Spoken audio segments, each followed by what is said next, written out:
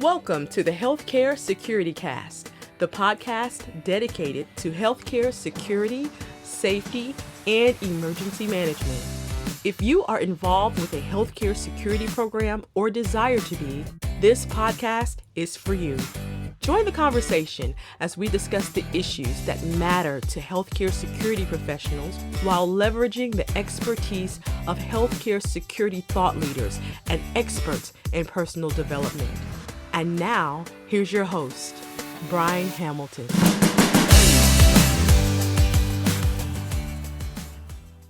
Welcome to the Healthcare Security Cast. Today is Wednesday, February the 12th, and I'm your host, Brian Hamilton. Before we get into today's episode, I just want to highlight the accomplishments of some of the members of our community. And I'm going to start off by recognizing Eric Clay. Eric is the Chief Security Officer at Cox Health.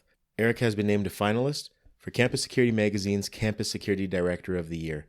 Congratulations, Eric, and good luck in the process. I know Eric personally, and I've had the chance to work with him on a council with IAHSS. I'm not surprised by this recognition at all, and we wish you the best, Eric. I'd also like to recognize Sean Owens. Sean Owens is the Director of Public Safety, Technology, and Non-Acute Care at Lee Health. Sean was named as one of Security Systems News' Top 40 Under 40. Congratulations, Sean. We want to recognize these three for completing their CHPA. Justin Hawkins, Eric Barrett, and Brian Claus. Congratulations, guys. If you or one of your colleagues who is a member of the healthcare security community have made a significant achievement and you'd like me to recognize that, please reach out to me on social media. The best way to get me is on LinkedIn. And again, my name is Brian, B-R-I-N-E, Hamilton. I am on LinkedIn, like I said. I'm on Facebook. I'm on Instagram. I'm on TikTok. And I'm also on Twitter. And now I'd just like to highlight a couple of upcoming events. If you'll be in the Boston area, this Friday, February the 14th, the IAHSS Boston chapter is hosting their February breakfast meeting. For more information, you can connect with Brendan Riley. If you're not sure how to get a hold of Brendan, reach out to me and I'll be happy to make that connection. If you'll be in the Toronto area on Wednesday, March the 11th, the IAHSS Ontario chapter is hosting an educational event. This event will be held at Baycrest Health Sciences. Speakers include Paul Sarnice, Steve Somerville, Moira Henberry, and Martin Green. And the Healthcare Security Cast is proud to be the media sponsor for this event. If you'll be in the Boston area on Thursday, March the 12th, the IAHSS and ASIS Boston chapters are hosting a joint meeting. This will be happening in the evening, and the following day, which is Friday, March the 13th, the IAHSS Boston chapter will also be hosting their monthly breakfast meeting. Again, for both of these events, you can contact Brendan Riley. As well, like I mentioned, if you don't have his contact information, just reach out to me and I'll connect you with Brendan. In May, IAHSS will be hosting the 52nd Annual Conference and Exhibition. The event this year is in Phoenix, Arizona, and runs from May 4th to May 6th. Register online at iahss.org. That's iahss.org for registration and more information. If you'll be in the Toronto area, on Monday, July the 13th, the IAHSS Ontario chapter will be hosting the 16th Annual Golf Classic. The event will be held at the Summit Golf and Country Club, and the links will be in the description below. This event has partnered with the Princess Margaret Cancer Foundation, and in the last 6 years, we've raised over $110,000 for cancer research. So get out and support this cause and enjoy a great day of golf. If you have a healthcare security event or related event that you'd like me to promote, please reach out to me. You can connect with me directly by the means that I've mentioned, or you can connect with me on one of our group pages. So we have a group page on LinkedIn, the Healthcare Security Cast community, as well as a group page on Facebook as well. And now, for today's episode of the Healthcare Security Cast, I'm joined by a respected industry leader and the immediate past president of IAHSS, Alan Butler. All right, so we're here with Alan Butler, the immediate past president of IAHSS. Alan, for our listeners, can you tell them a little bit about your involvement with IAHSS and the healthcare security industry over your career? Well, Brian, I've been involved with IAHSS for over the last 20 years.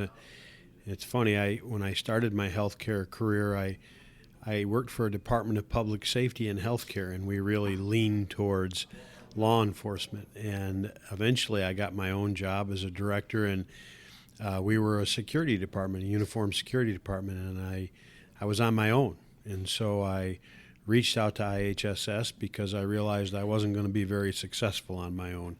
And for the last 20 years, I've been a member of IHSS, and it's been a great support mechanism to me. About 5 years ago, I got involved with the board. I'd been involved in the chapters, and I'd been involved in the Education Council. But actually 4 years ago, I became the treasurer on the board. And 2 years ago, I became the president. I was a president-elect, and then last year president, and one more year as immediate past president. So I've been involved for quite a while. All right, and you had alluded to being involved with a few of the councils and committees. Was there one that stuck out as being your favorite experience to date? Well, I did a lot of work with the basic exam a few years back when it was in writing, and I reviewed all the questions on the basic exam, rewrote a lot of the questions, and so I guess you would say an education council involvement. I worked with Russ Jones, who some of our members will know, and he was a great mentor to me as it related to writing questions for the basic exam. And before that, I wrote a chapter for the supervisor manual. So I've always been involved in the education side of it and really enjoyed that. All right, now as far as your experience on the board, I'm going to ask you a bit of a broad question here. What has your experience been like so far? Well, I'd be lying to you if I didn't say it was a challenge.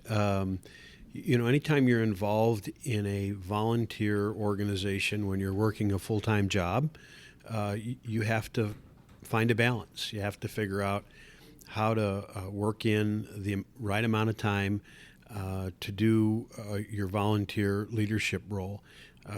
It's very rewarding. There's no question about that. It's been something that I will look back on for a long time, and I'll have a good feeling about it because I'll feel like I contributed to the professionalism of our organization. I've long said to anybody who wanted to listen that healthcare security is a profession. And in order for us to be a profession, we have to have a professional association that supports its membership. And I think that's what IHSS does. Okay, now, when you found out that you were successful in your campaign to become the president-elect, do you remember that moment? How did it feel to get that phone call and find out that you had been selected by your peers to represent the association in that capacity? Well, I think we have to go back a little further than when I got the call that said I was successful. Long before I got a call that said I was successful, I got one that said that I had not been elected. And so this was not my first run at the board, but it was that important to me. And I can tell you how disappointed I was the first time because I thought I was ready to contribute and really wanted to be part of the organization. And it slowed me down for a little bit, but not. It didn't bring me to a complete stop. And so I ran again and was successful and elected as a treasurer and then eventually the president of IHSS. And I will tell you that the last piece of that is, from my perspective, the pinnacle of my professional career. To be recognized as the leader as part of the board of directors for our professional association, I don't know that it gets any better than that. Now, during your time on the board, is there anything that was a bit of a surprise to you or that you just simply didn't expect? Because I came in as the treasurer and had an opportunity before being elected president, I don't know that there was a lot of surprise to the being part of the board because I had volunteered in other capacities in the past. What I will tell you is that it taught me very quickly that a board is truly about collaboration. There is no one member on the board that has more authority or the right to make a decision any more than the next board member. And I think all good leaders lead through influence, and that's been an important part of my everyday life. So on the board, it became very obvious to me that this was a group of people that had to collaborate together on a singular mission to improve the professionalism of an organization, and you do that through influence. And so, not a surprise, but a very important part of what we do every day. Right, now, you spoke a lot about influence there. When you first became involved with the association, was there any specific influence, any leader that you met maybe that kind of motivated you to become involved with the volunteer leadership? Oh, I think there have been a lot of them along the way. I mentioned Russ Jones earlier, Dr. Russ Jones. He and I go back a long way. He was one of those, when I first got involved in IHSS, I didn't know what I didn't know.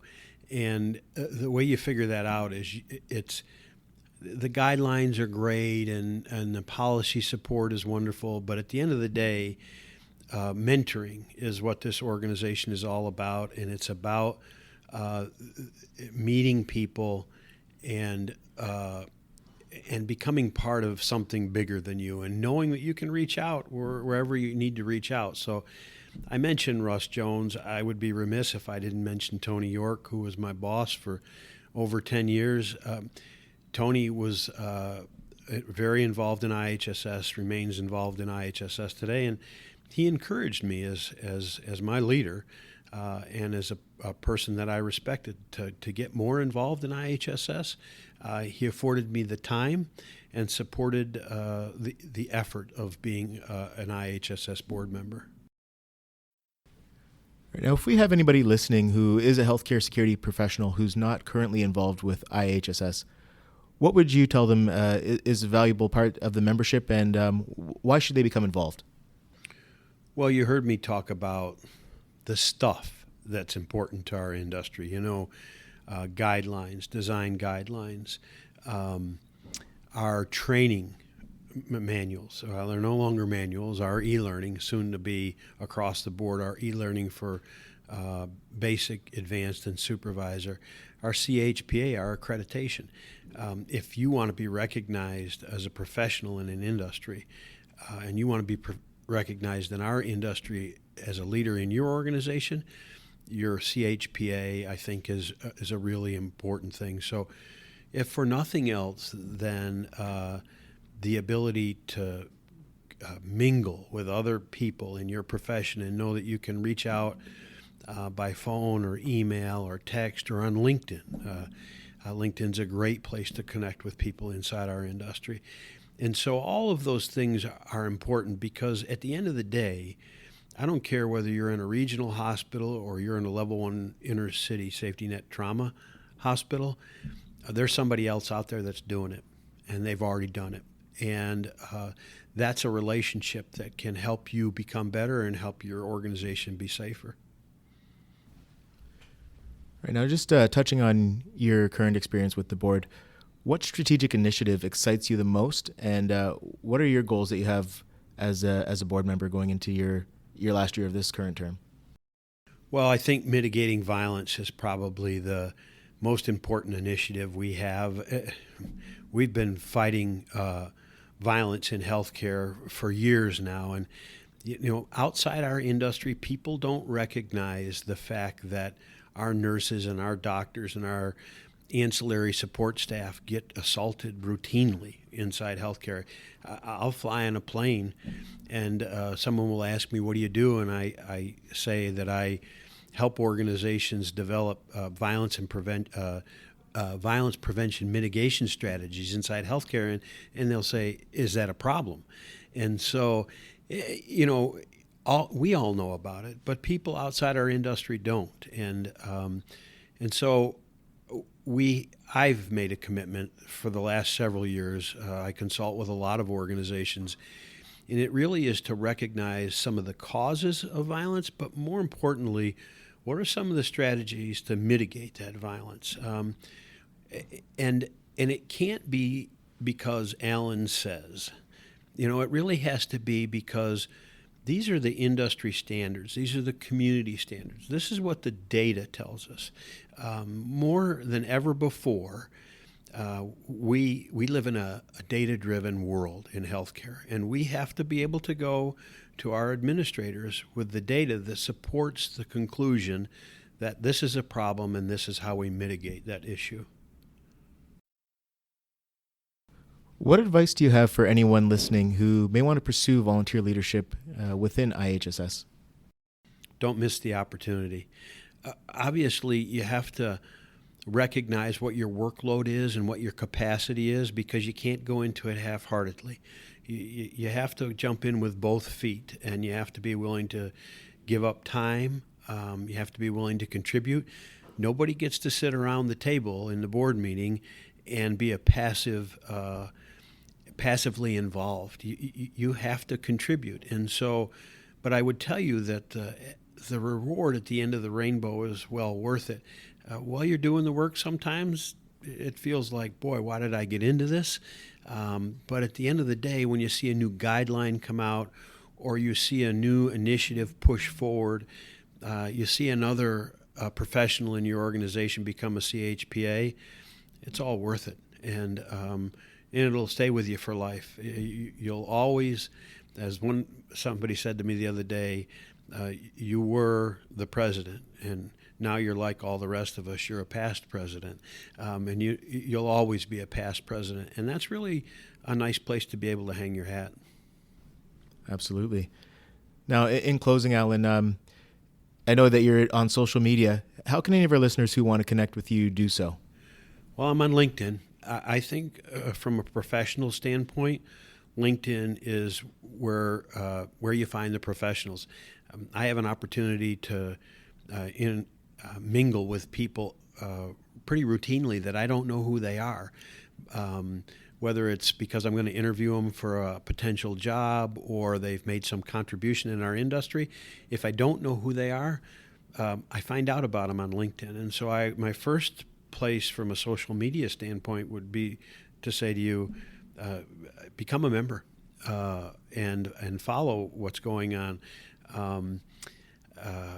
Make sure that you tag IHSS and you follow that group. So that's my first place. I don't, everybody's got email, obviously. I have a Martin Green, a former president of our association, just absolutely mandated that I become a Twitter follower. And I did. And I, to be honest with you, I don't use Twitter very much, but there's lots of ways to connect with people out there. And for me, LinkedIn is the place that I go. Excellent. Well, thank you very much for your time, Alan. I appreciate you taking the time to do this. Oh, you're welcome. Thanks, Brian. This concludes another episode of the Healthcare Security Cast. Thank you for joining us this week. Join us again next week when we have a new guest and a new topic. In the meantime, feel free to engage with us on social media. Like I've mentioned, we do have a group page on Facebook as well as on LinkedIn, where there's lots of engagement happening in there. Also, feel free to connect with me directly. Again, my name is Brian, B-R-I-N-E, Hamilton. You can connect with me on LinkedIn, Facebook, TikTok, Instagram, and Twitter. Until next week, take care.